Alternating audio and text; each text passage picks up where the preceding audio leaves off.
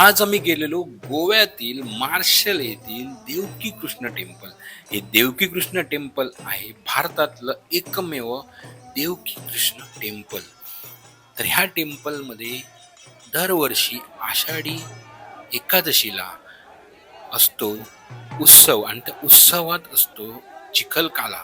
तर आपण ह्या व्हिडिओच्या माध्यमातून चिखलकाला काय असतो, तर कृष्णाने जे लहानपणी खेळलेले खेळ आहेत तेच ही मुलं चिखलात, तसेच मोठी माणसं सुद्धा सगळीजण ह्यात सहभागी होऊन ते खेळ चिखलामध्ये खेळले जातात. का तर मातीशी जुडण्याचा हा एक श्रीकृष्णाचा संदेश होता असं मानलं जातं आणि प्रत्येक खेळ हा मिळून मिसळून खेळला जातो आणि ह्याच खेळाला इथे चिखलकाला असंही म्हटलं जातं.